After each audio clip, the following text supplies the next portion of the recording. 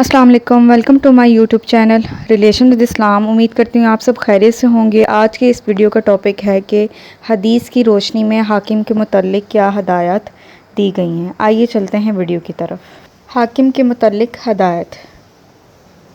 جس دن مغیرہ بن شعبہ حاکم کوفہ کا انتقال ہوا تو وہ خطبہ کے لیے کھڑے ہوئے اور اللہ کی تعریف اور خوبی بیان کی اور کہا، تم کو اکیلے اللہ کا ڈر رکھنا چاہیے، اس کا کوئی شریک نہیں، اور تحمل اور اطمینان سے رہنا چاہیے اس وقت تک کہ کوئی دوسرا حاکم تمہارے اوپر آئے، اور وہ بھی آنے والا ہے۔ پھر فرمایا کہ اپنے مرنے والے حاکم کے لیے دعائے مغفرت کرو کیونکہ وہ بھی معافی کو پسند کرتا تھا۔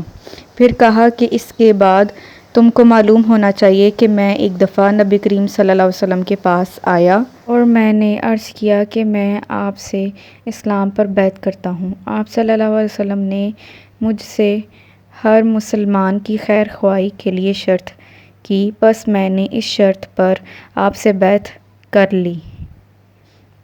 اس مسجد کے رب کی قسم میں تمہارا خیر خواہ ہوں۔ پھر استغفار کیا اور ممبر سے اتر آئے۔ امید کرتی ہوں آج کی ویڈیو آپ کو اچھی لگی ہوگی۔